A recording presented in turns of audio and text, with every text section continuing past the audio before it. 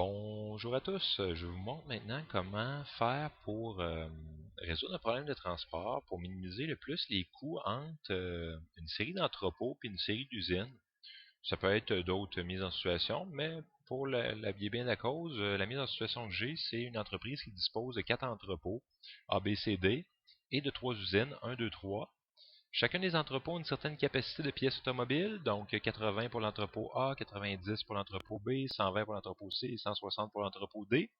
Chacune des usines ont des besoins quotidiens en pièces pour la fabrication d'automobiles, donc 100 pièces pour l'usine 1, 200 pour l'usine 2, 150 pour l'usine 3. Puis, il y a un coût au déplacement de ces pièces-là. Donc, ça coûte 4 $ par pièce prendre une pièce de l'entrepôt A et de l'amener à l'usine 1, 12 $ pour à l'usine 2 et 8 $ par pièce à l'usine 3 et ainsi de suite pour chacun des entrepôts. Ce que j'aimerais savoir, c'est quelle organisation, donc quel nombre de pièces je vais prendre de l'entrepôt A et amener soit à l'usine 1, 2 ou 3 pour faire en sorte que le coût de déplacement va être le plus bas possible.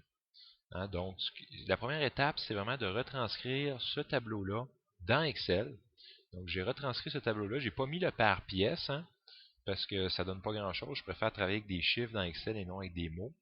Donc, j'ai retranscrit ce tableau-là dans Excel. Puis, qu'est-ce que je vais faire? Je vais le copier-coller. Donc, je vais le prendre, je vais faire CTRL-C, puis je vais faire CTRL-V en dessous, juste en dessous. Puis là, ça ne sera plus un tableau de coût, mais ça va être un coût de quantité. Un tableau de quantité.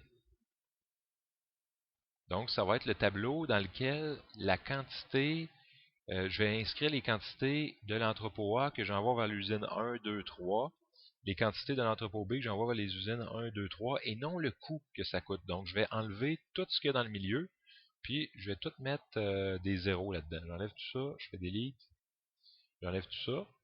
Puis, même chose avec les capacités, j'enlève tout ça, et les demandes, j'enlève tout ça. Donc, au niveau des colonnes, ici, ça ne sera plus des capacités qu'il va y avoir là, mais ça va être le total. Ça va être le total, dans le fond, total, total d'unités qui vont provenir de l'entrepôt A. Total d'unités qui vont provenir de l'entrepôt B, C et D. Puis ici aussi, ça va être le total de pièces qui vont se rendre à l'usine 1, 2 et 3. Donc, pour avoir le total de pièces qui vont se rendre à l'usine 1, ça va être égal à la somme. Vous, c'est SOMME, mais moi, en anglais, c'est SUM. SUM de tout ce qui est au-dessus, ici. OK. Puis, je vais retranscrire cette formule-là aux trois autres. Voilà. Puis, ici, ça va être égal à somme de toutes ces trois colonne-là et je vais retranscrire cette équation-là à tout le monde. Vous voyez que si je mets 1 ici, il va y avoir 1, 1. Tiens, je peux mettre un 1 ici aussi. Vous voyez que ça va faire 2, 1. Voilà. Donc ça serait que j'en prends une pièce de l'entrepôt A et je l'achemine à l'usine 1. Donc au total, l'usine 1 aurait une pièce. Même si j'en mets 12 ici, au total, l'usine 1 aurait 3 pièces, 13 pièces. Donc là, j'enlève tout ça. Je enlève toutes les données qu'il y a ici.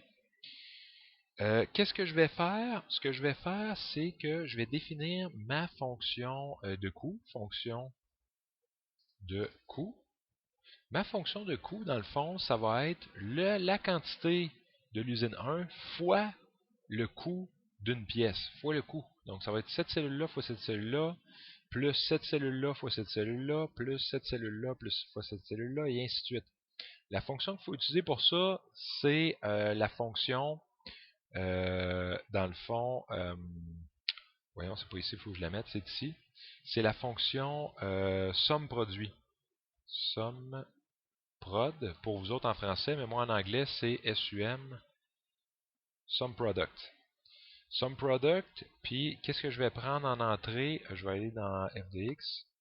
Je vais prendre les coûts. Puis, qu'est-ce que je vais prendre ici? Je vais prendre la quantité. Donc, tout ce qui est bleu. OK. Ça me donne 0 parce que là, pour l'instant, il n'y a rien. Mais si je mettais 1 ici, ça va me donner 4. Parce que ça coûte 4 $. Hein? Puis là, si je mettais 1 ici, bon, ça va me coûter 4 plus 12, 16. Donc là, ça fonctionne. On voit que tout fonctionne. Puis, tiens, je peux l'encadrer pour que ça soit joli. Voilà. Ça va être joli.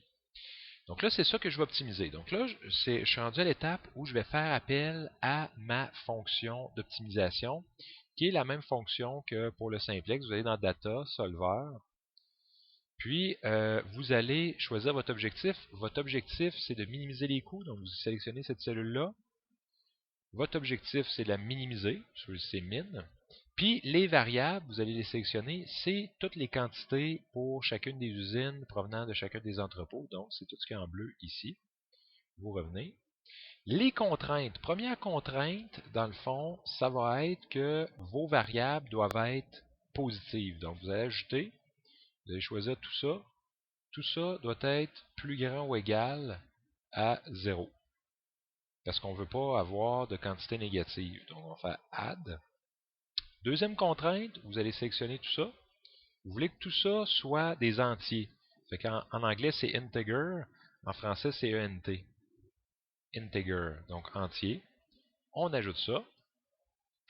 Ensuite, ce qu'on veut, c'est que les demandes ici, les 3 demandes, soient au moins minimalement accomplies. Donc, il faut que celle-là soit au moins plus grande ou égale à celle-là.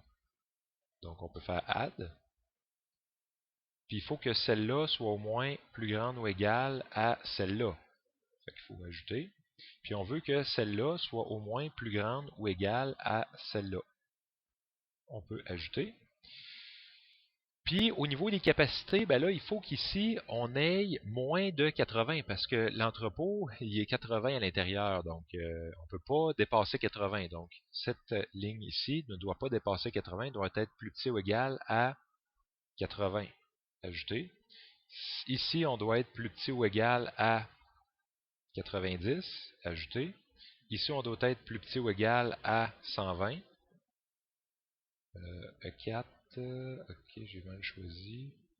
Ici, c'est là. Ok, bon, j'ai mal choisi. J'étais rendu ici. Ça doit être plus petit ou égal à 120. Ajouter. Puis finalement, il faut que ici, ce soit plus petit ou égal à 160. OK. Bon, donc là, ça, c'est toutes mes contraintes au niveau de mes demandes. Hein, c'est toutes des plus grands ou égales. J'ai toutes mes contraintes au niveau des capacités. C'est toutes des plus petits ou égales. J'ai ma contrainte que ça va être des entiers et j'ai ma contrainte de plus grand ou égal à 0. Il me reste juste à dire simplex, puis à faire solve. OK.